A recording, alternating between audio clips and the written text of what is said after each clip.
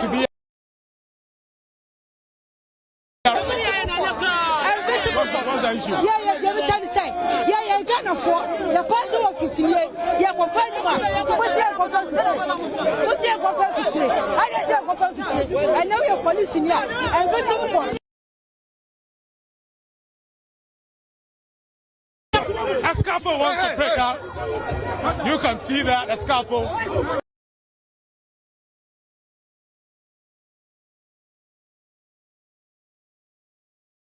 Personnel of the Ghana Police Service are behind the barricades mounted here, specifically at the Kwame Nkrumah Avenue.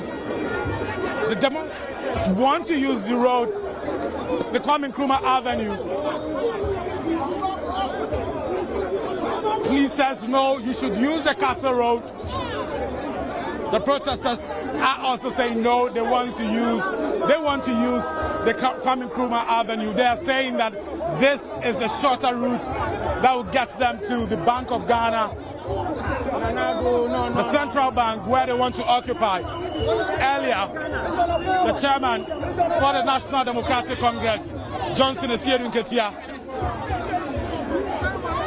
stated emphatically that it is the Bank of Ghana they want to occupy. In fact, he described the Bank of Ghana as a crime scene and said that is where they want to occupy and that is where they're going to go.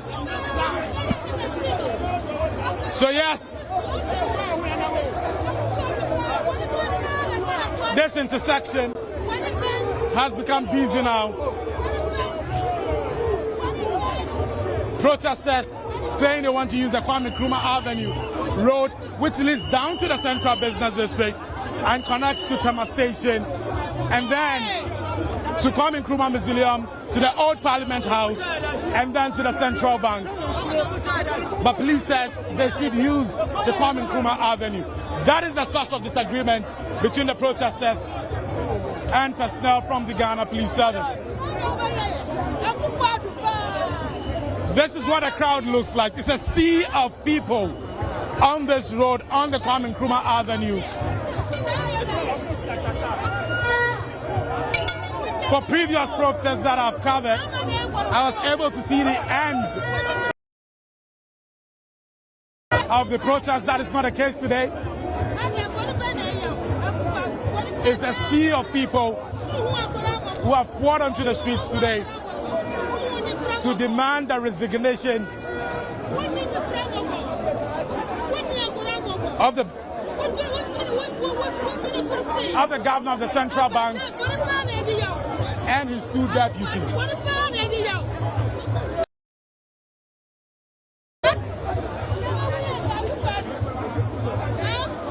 Yes, sir. What's your name? My name is Frank. Frank what? Bobuafo. Okay. You've seen the disagreements here. Yes. Protesters want to use the Kwame Nkrumah Avenue road. Police says no, use the Castle Road. Oh, we are on a peaceful demonstration. And we agree on the route, but we don't know why they have changed the route. But whatever the case, we arrive at our destination. So what do you make of what is happening here? The disagreement, the near scaffold here? In fact, I don't understand. The police, they are Ghanaians. We are all suffering. Huh? We are all suffering. Let us pass. If they have allowed us, by now we are gone. They are causing unnecessary tension. But whatever the case, we arrive at our destination. We want to give you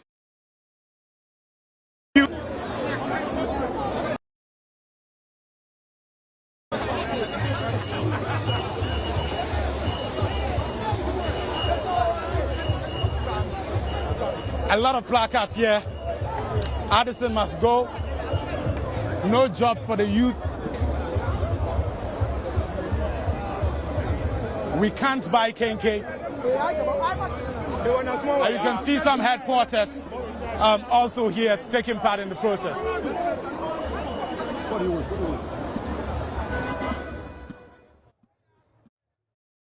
Those are sights and sounds from the OccupyBoG protest. If you heard Maxwell Agbagba, he says They're actually at the Central Business District heading towards the Bank of Ghana. They have already notified that they will picket at the Bank of Ghana premises, but earlier there was some misunderstanding between the organizers and the police, but they say they will still get to their destination. Listen to the leaders of the party. We are seeing today.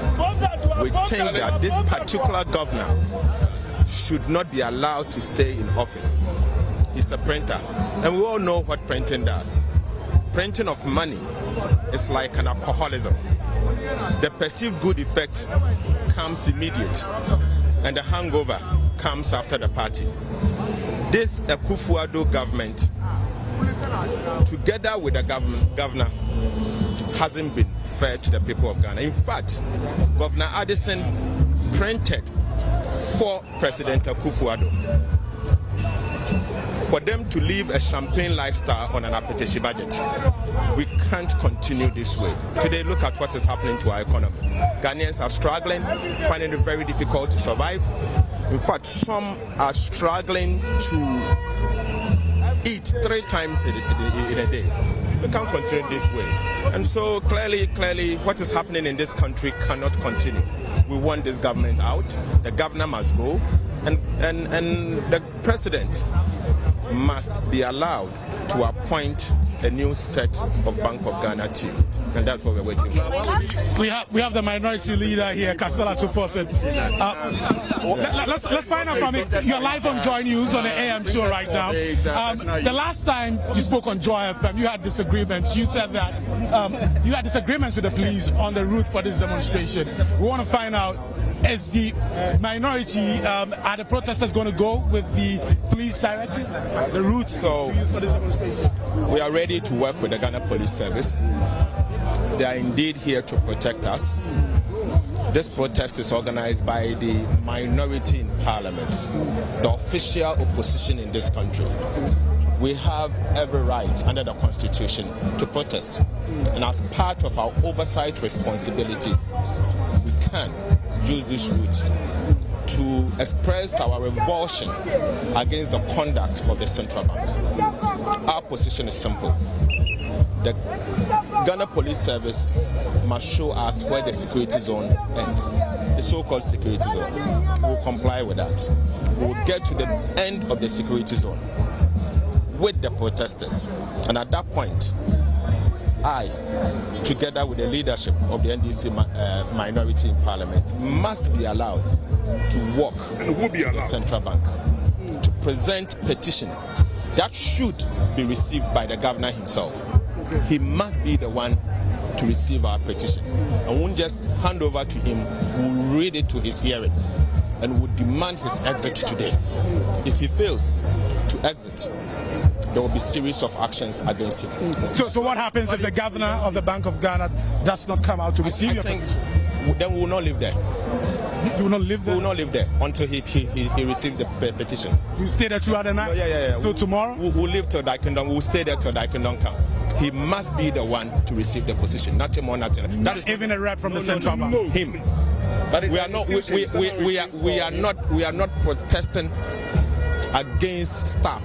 We are protesting against the conduct of a governor. So don't you believe that against the conduct of the governor? Intended to send a signal over a disagreement or dissatisfaction with a particular conduct. So the route that is chosen for that protest is significant and important. I do not see why it should be a problem for Ghanaians to march to the Bank of Ghana to present a petition to the governor. I do not see which serious violation of law and order that would constitute. So I'm quite frankly surprised that the police wants to create the impression that it is such a major difficulty and that they cannot offer security. The people who have showed up for this demonstration have no intention of going to cause chaos or going to engage in any unlawful acts. They just want to show presence at the destination where the greatest harm has been done to the Ghanaian economy. So I don't think that any problem should arise. The police should have adequate capacity to ensure that no law is breached or that law and order is not undermined. And therefore, we are determined to achieve that objective of going to the Bank of Ghana to present our petition to the governor. Why the Bank of Ghana and not the Jubilee House like we've seen in recent time? If you say that the back stopped with the president, one would say that it should be at the Jubilee House, not the Bank of Ghana. We are aware that it is the president and his sidekick, Alhaji Bawumia, who are behind the collapse of the Ghanaian economy. We are fully aware of that. But the governor is symbolic to the extent that it symbolizes institutional decay. You know, the governor has adequate powers in Ghanaian law to prevent what happened. He has a right to refuse to comply with any request that has detrimental effects on the Ghanaian economy, but he didn't do it. So the protest is symbolic in that it is to send a signal to any and everybody conspiring with the Akufo-Addo-Bawumia government to do damage to this Ghanaian economy, that the people of Ghana will hold them accountable. So it is the first in a series of steps to drum home that point. And what happens if the governor and his two deputies, what happens if they do not resign? Well, we will not relent. We will not relent in making that demand until he goes. So a real showdown is about to take place. A real showdown? Absolutely, absolutely. The governor is a coward. Dr. Edison is a coward. I mean, and this is not going to be the first time. I've served on the Public Accounts Committee of Parliament for 7 years, and at least every year we invite him twice to appear because of the Auditor General's report. And I can say on authority that Dr. Edison himself has appeared before the Public Accounts Committee maybe 2 or 3 times in 7 years. He's a coward. He runs away from his own work, from his own failings. Most times he sends his deputy, Maxwell. And I won't be surprised that today it will be Maxwell who would have the balls to come out. Edison himself won't come out. Edison is a coward, and I'm putting it to him. You are a coward, and you have failed. You are a colossal failure. Because look, where we sit as a country, let's call a spade a spade. We have 196 central banks for 196 countries across the world. In 2022, the Central Bank of Ghana, the Bank of Ghana, came last. We had the worst performing currency in the world. Our currency was worse than the currency of Yemen, was worse than the currency of Syria, worse than the currency of South Sudan, worse than the currency of Yemen, worse than the currency of Ukraine, Zimbabwe. Our currency was worse. So come on, if you sent your child to school, and the teacher you ask to teach your child, or the lesson teacher who is teaching your child at home, goes to write the licensure exam and in Ghana comes last, would you continue? But what even annoys us as young people the most is that in 2022, they increased their allowances to themselves by 100% and paid themselves 8.7 million as allowances for coming last. This is the failing of the governor of the Bank of Ghana. This is the same governor of the Bank of Ghana who in 2022, apart from borrowing in excess of the 5%, 38 billion, to the government of Ghana in clear violation of the Bank of Ghana Act. All right, let's go back to the OccupyBoG protests, where they are at the moment. We're hearing of a stalemate between the organizers and the police. Maxwell Agbagba will bring us all the updates. Maxwell?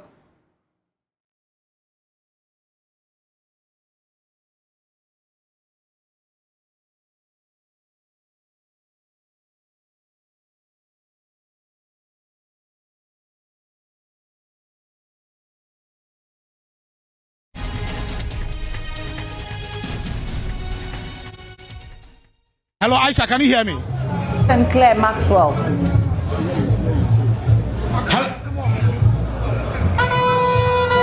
Yes, Aisha, the situation has not changed. We're still here on the Kwame Nkrumah.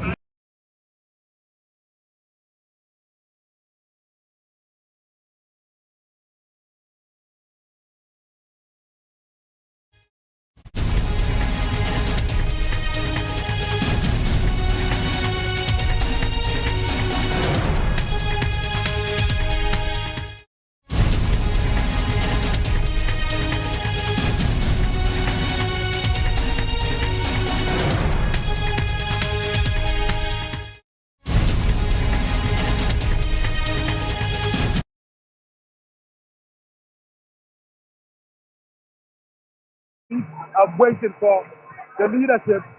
The leadership is behind right now, but they are getting closer to them. They are waiting for them to get to the camp so that they will see what will happen. That behind the class of police officers, all of them in route control here, they've mounted barricades, and they're saying that the protesters would have to use the Castle Road.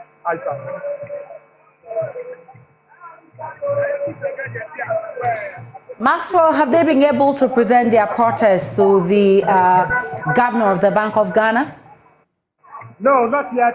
Not yet. They've not been able to present their petition. In fact, they are still here on the Kwame Nkrumah Avenue.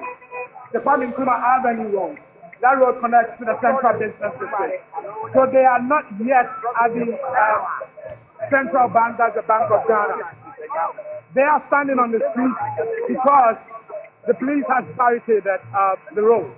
Barricaded the road, they formed a human wall on that set, and then also mounted barricades. In fact, I've seen a water cannon. Like we saw some weeks ago, also, there.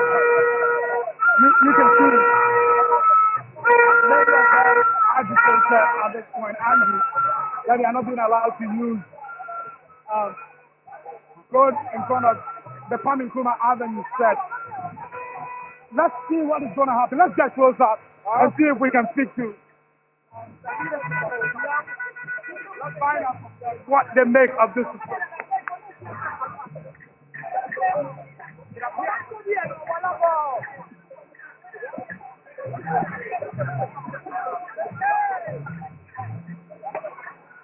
Maxwell Agbagba there with some updates from the OccupyBoG protest, and we understand there's a stalemate between the organizers and the police. We're told that they were not agreeing on the route, which has been the problem since day one.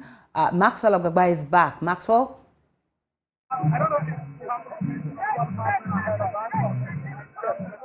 I don't know if you have information on what is happening ahead of us. The road has been barricaded by the police. They formed a human wall. They've mounted barricades. The demonstrators want to use the Kwame Nkrumah Avenue road. The police says they should use the Castle Road. We know that's been a source of disagreement between youth organizers and the police. What do you make of the situation? Well, as far as we are aware, the agreement was for us to go this way and Castle Road. Yes, and take a left turn. Our intention really is to get to the new Bank of Ghana building where the construction is taking place. That's the site right after the Electoral Commission. That is our focus.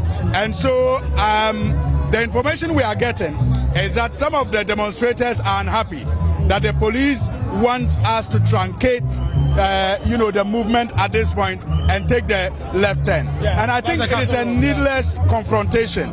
I don't think that it will serve anybody's interest to want to antagonize, these numbers. I mean, it is in the interest of the police to of the marchers. Yeah. Okay, so I'll be talking to someone who could talk Black shortly, but what we can see out of us forcing is urging the protesters to move, to follow him. At this point, we don't know what is going to happen.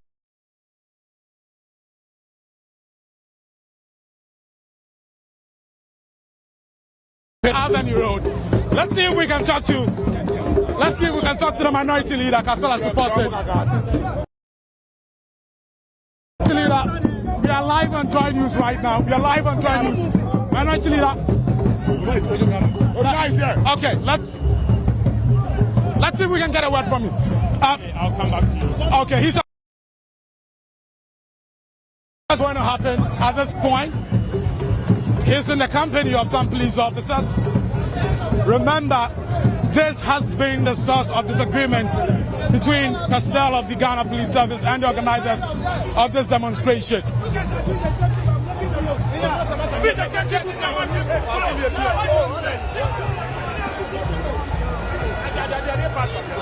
What do they have to talk about?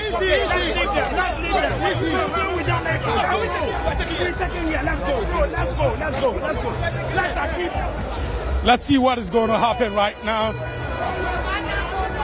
But the minority leader, Councillor Tufosin, seemed to agree that the agreement was to use the Castle Road.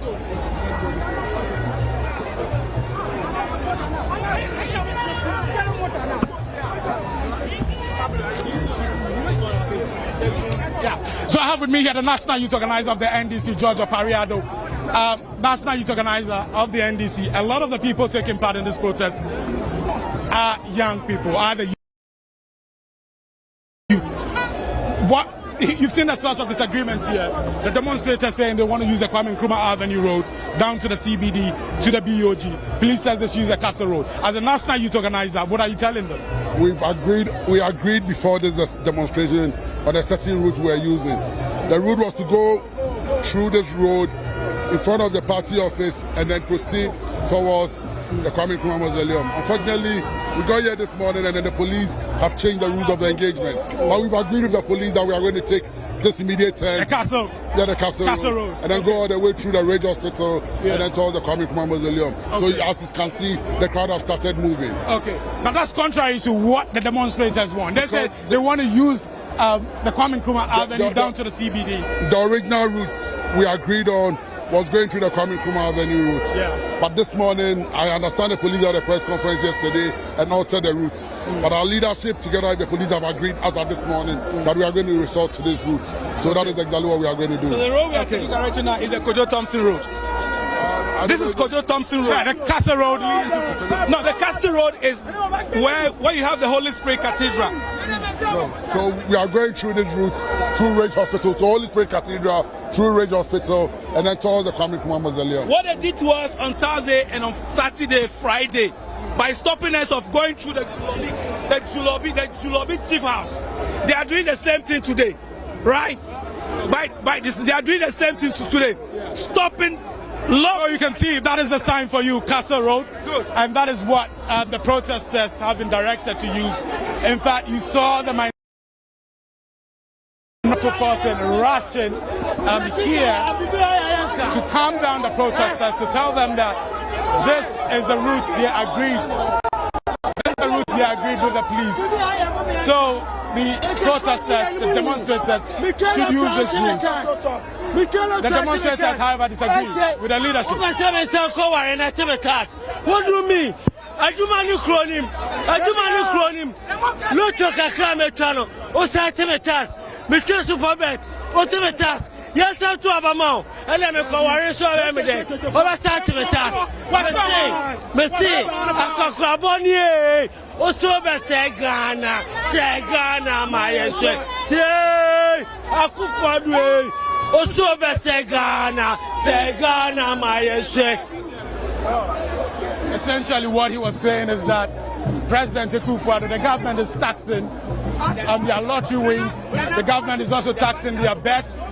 And he says he fears that when he's going to get married, the government will tax him for getting married as well. You the banks are supposed to do this one. You GN Bank. Are you a former worker of GN Bank? A former worker of GN Bank. And what are you saying? Nanado revoked BOG and Ministry of Finance license and restored GN Bank. And restored GN Bank. Yes. Why? So what have you been doing now?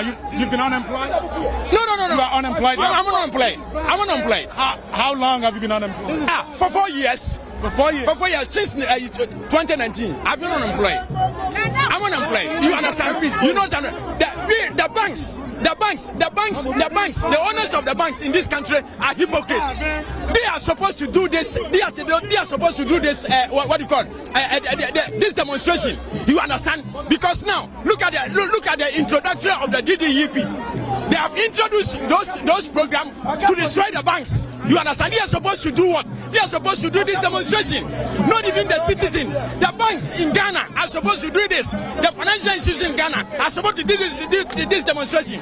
Yeah, because of what they introduced. You know, the banks they've lost all their capitals.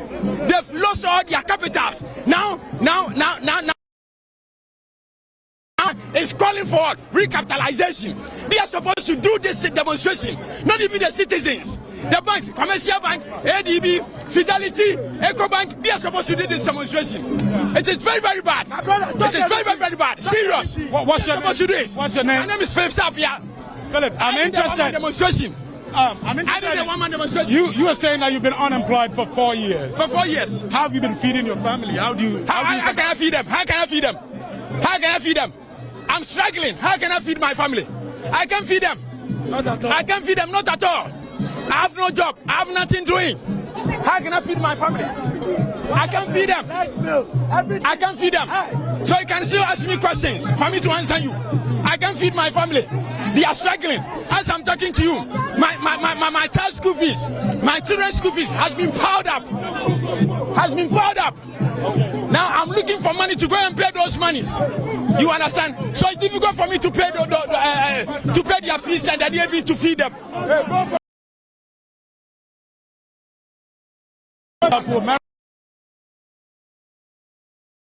Speak to him. Welcome to JoyNews. Oh, thank you so much. Yeah, tell us, you've been walking from Zeko all the way to this point. What has the experience been like for you? Well, it's been very good. The enthusiasm is high, the commitment is high.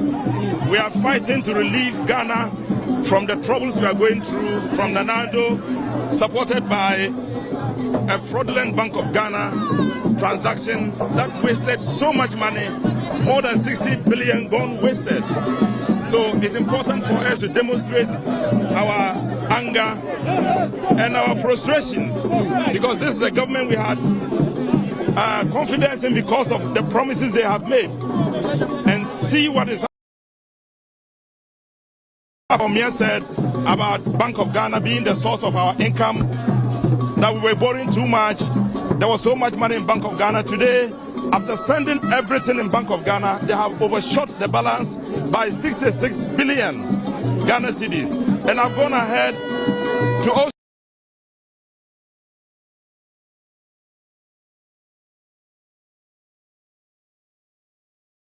we all know is that it's a source of siphon of money into private pockets. We can't be in a country with these kinds of things happening around us. Okay, thank you very much, Member of Parliament Rashid Koko. We also have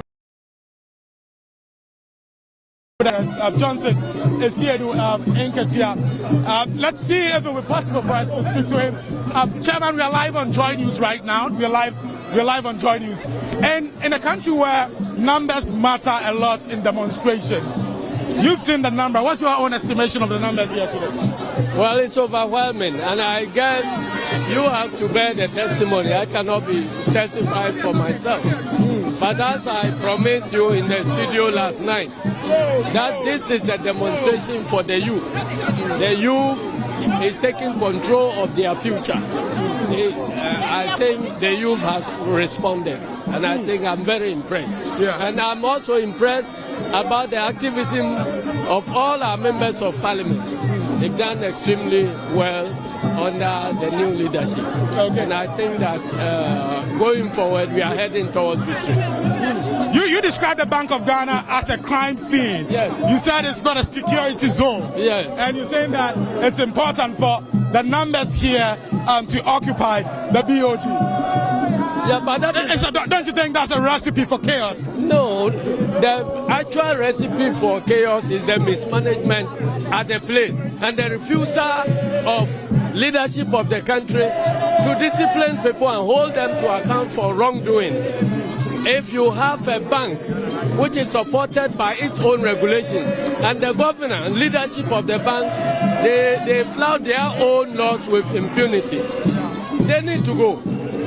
That's all, because we are in crisis and we want to take this nation out of the crisis. And the same people, the same style of thinking that created the problem cannot be relied upon to solve that problem. And I'm happy that the IMF is in town.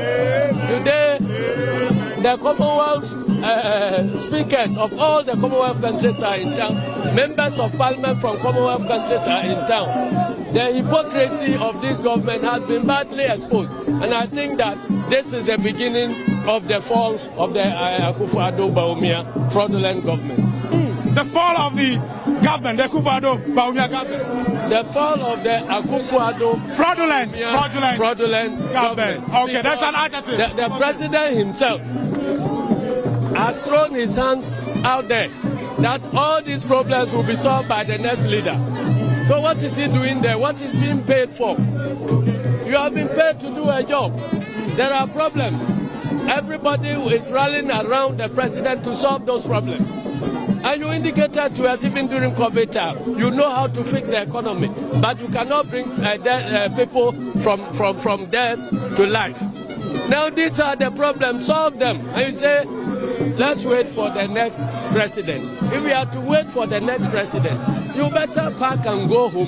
So it serves as the salary we are paying you because you have admitted that you are not doing anything there and you cannot solve any of the problems. Okay. But to stand there and think that in this mess you can impose, you can continue to impose another leader on us to come and continue your mess, Ghanaians will not take it. Okay. Finally, before you go, Chairman, so the goal is to occupy the road in front of the Bank of Ghana? Are you going to go there, or is the leadership that will go? You talk to the leadership.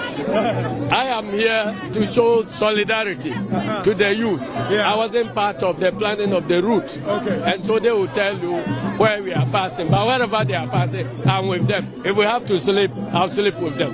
Really? Yes. Okay, thank you. So you just had NDC Chairman Johnson and Siedu Ketia earlier. The Bank of Ghana actually has a crime scene and said they are going to occupy the Bank of Ghana, the central bank actually. He said that is the goal and that is where they want to get to. Let's try and speak to more people.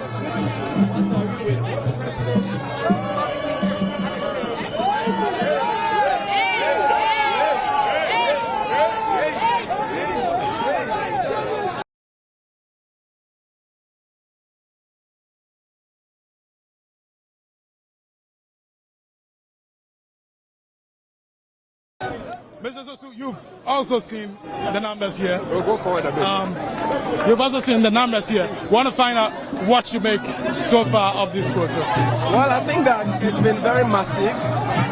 It tells you how prepared Ghanaians are to pour out their disappointments and disagreements. I've always said that in every democracy, the only tool available to citizens to freely express their grievances is the ability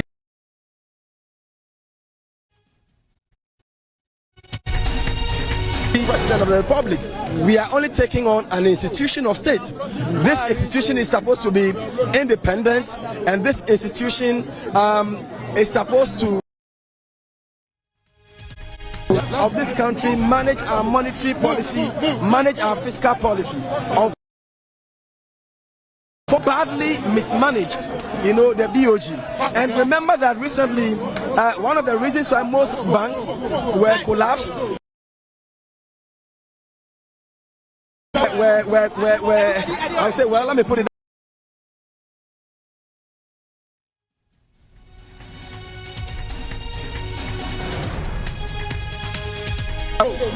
You have illegally printed over 70.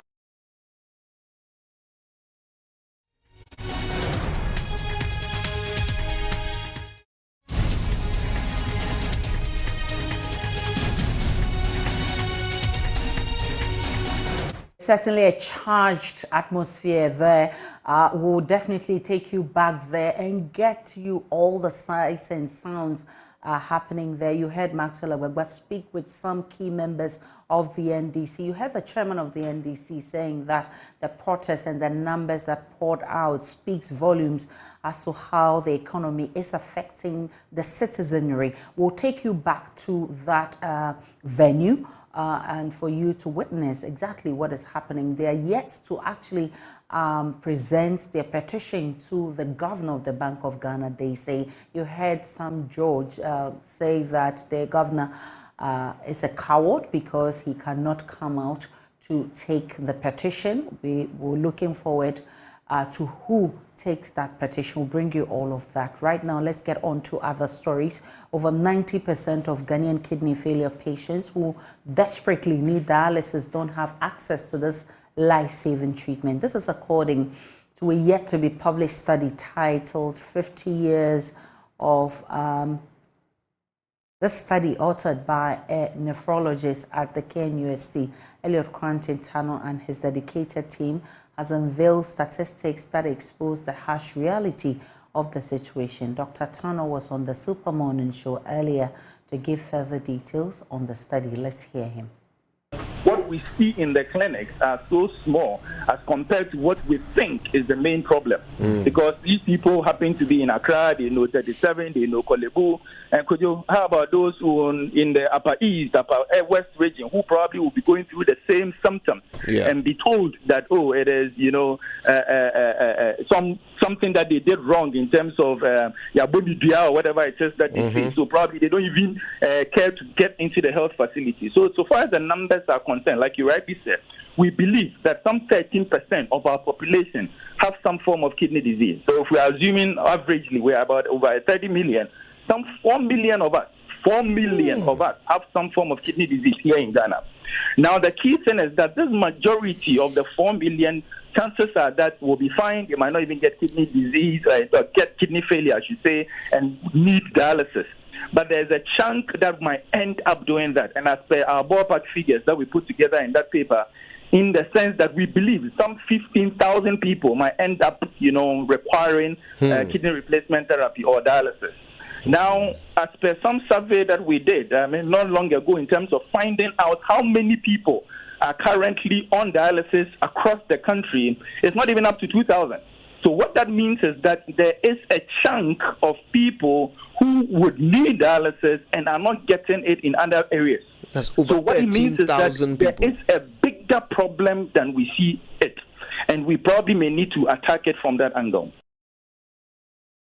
Well, 2 persons suffering from kidney failure have also been sharing their experiences in receiving dialysis on the same show.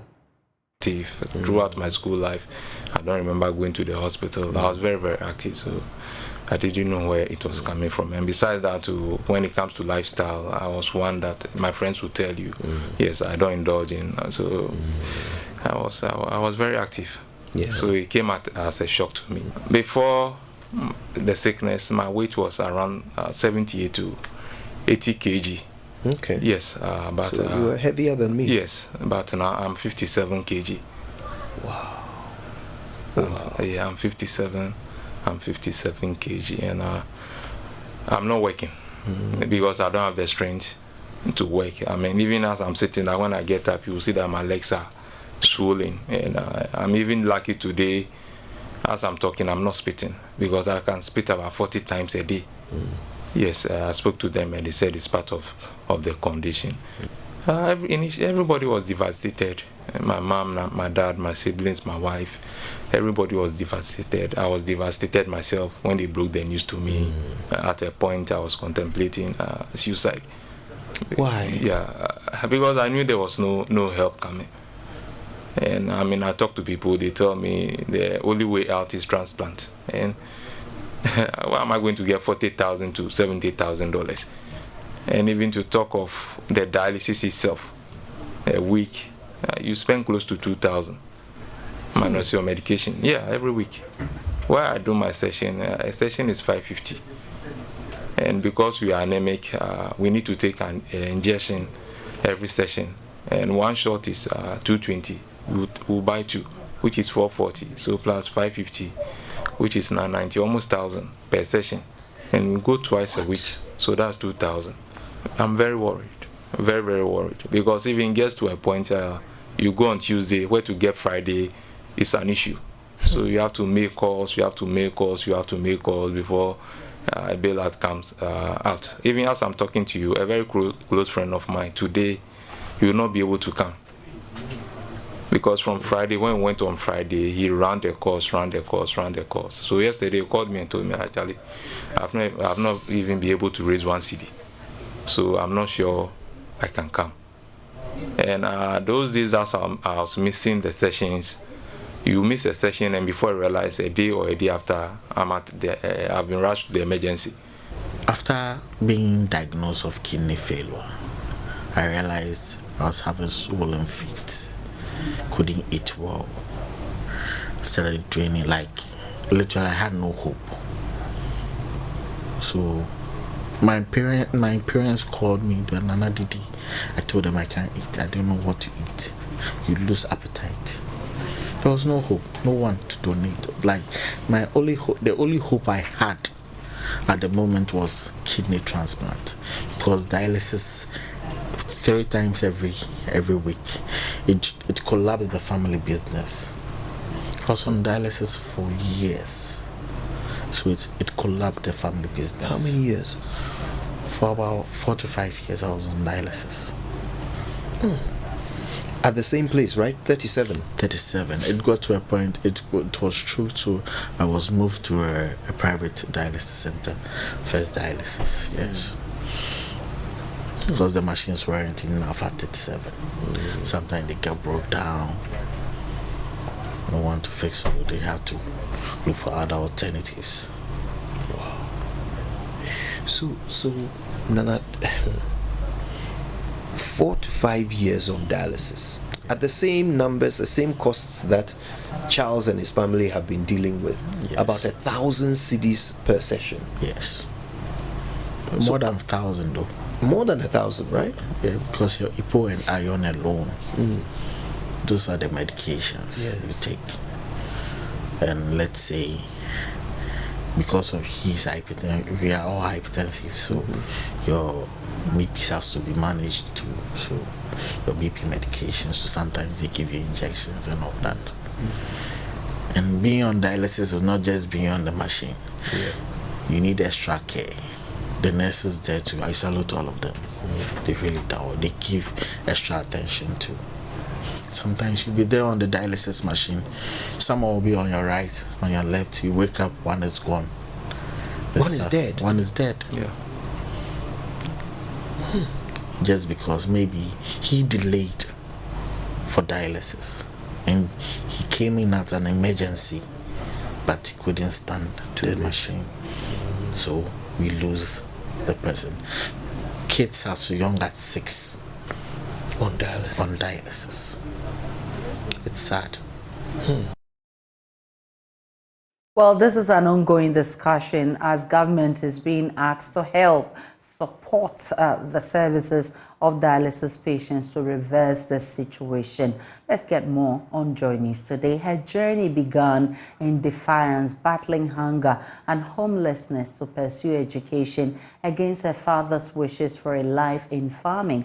Today, Naomi provides not just shelter, but a sense of family to children from diverse backgrounds, defying all odds and economic challenges. Here's Naomi's story of hope.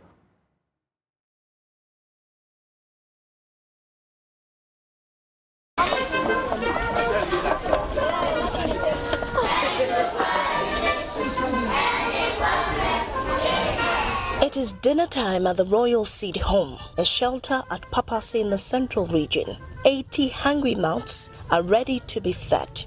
Meet Naomi, the lifeline to hundreds of street and special needs children who might have otherwise been left without a home. We have been getting the children from the Department of Social Welfare to the home now.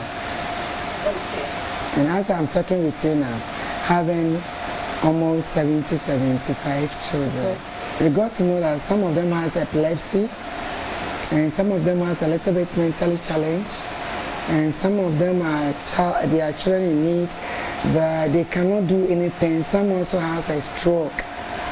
As I'm talking with you now, I'm having a baby which is 6, 7 to 8 months who has a stroke. But Naomi's journey to becoming their savior was not an easy one. 26 years ago, she battled hunger and homelessness because she defied her father's wishes to pursue an education. The father wanted her to be a farmhand, but she wanted to do more than just farming. Naomi, from a poverty-stricken background, longed for a brighter future. She rebelled and enrolled in a vocational institute in Kaswa, but was often forced to spend lonely nights on the streets. Because of 9 Ghana cedis, in 1993 it was 9,000, but now we call it 9 cedis. So I end up in gates, I have to be sacked from school, and I became a street girl for some days. 3-4 days. So through that, I asked myself, when I was crying, hungry, thirsty, if I didn't die and I survive, what can I do to serve my siblings on streets who are in this situation? After graduation, she worked as a hairdresser, but she became passionate about taking care of homeless and vulnerable children because of her personal experience. So live on JoyNews today, we're coming to you from our studios in Kokomlimli. Let's take a break. When we return, there's business.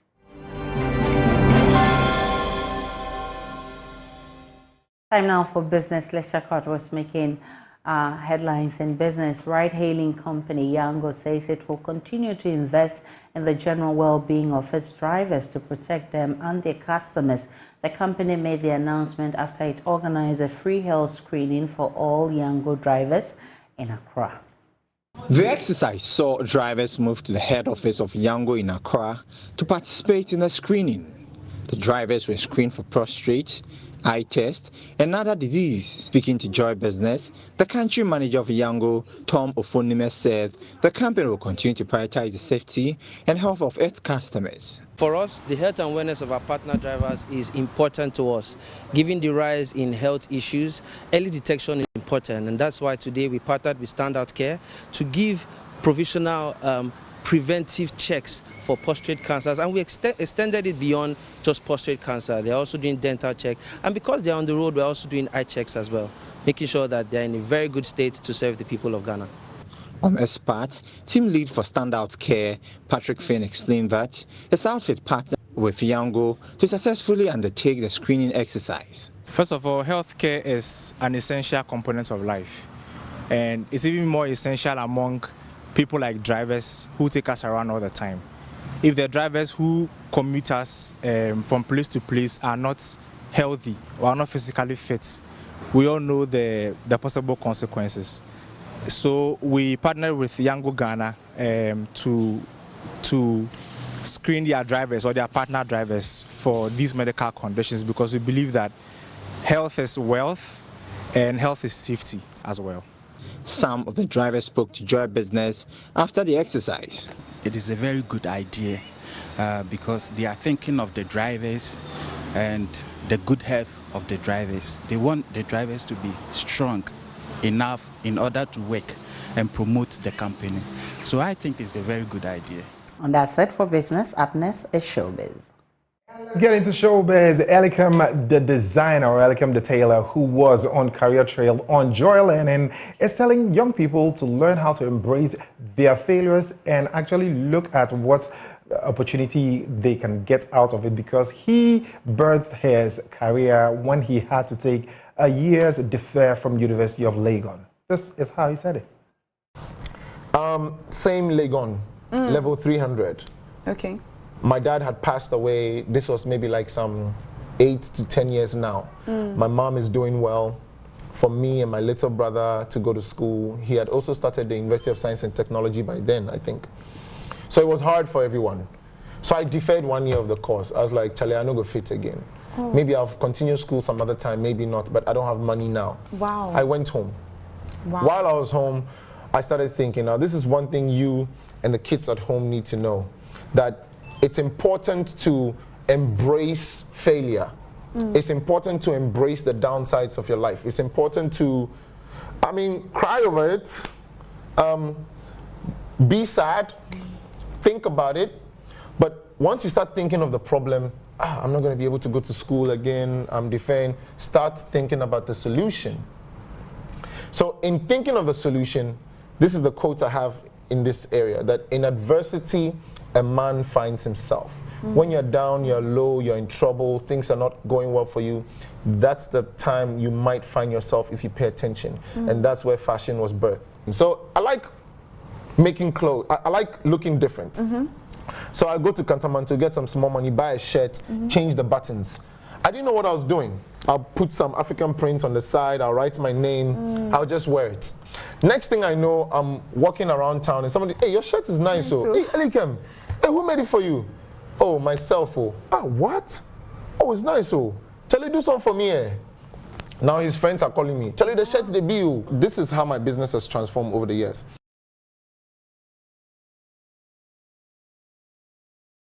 Well, that was Elikem the tailor. Now let's turn our attention to the films. Well, Mali Gavor, who's an actor, was on Bez, was in a seat with Amelie Dessou on Celebrity Bez, and he is telling Ghanaians that you should not give up simply because things are difficult, but the Ghanaian environment does not actually have fertile grounds for young entrepreneurs. Setting up a business in Ghana. Yeah. I'm gonna need like 3 hours to talk about. It's very strange, I won't lie. Ghana isn't very we don't provide the kind of fertile ground that you would need to sort of come in and flourish as a business, especially as young business owners who are just trying to make it. It's not like I have unlimited money or anything. So I won't lie, Ghana is not that hospitable in that way. However, if you can find a way to persevere through those obstacles, then the business opportunities are immense and they're great. So I'm not going to lie and say, oh, it's easy, you can just breeze in and do whatever you want. But if you can just persevere, the results are amazing. I'll give you a practical example. When we started building this place, I started when dollar was 1:6. And we spent a few months building this space. I started when dollar was 1:6. When I finished building, dollar was 1:14.6. So started from 1:6, ended at 1:14.6, which means that whatever I was using to buy $10,000 back in the day, now I'm having to use more than double to buy that same $10,000, which is absolutely insane, and you wouldn't find that in a lot of places, and for the most part, usually that would cripple any business plan. And that will be it for Showbiz. The name is Ibrahim Bendako. Make sure you're logging onto my Joy Online for more entertainment stories. Aisha, back to you. And my name is Aisha Ibrahim. Log on to myjoyonline.com. That's more of the news and updates of all the developing stories to enjoy the rest of our programs.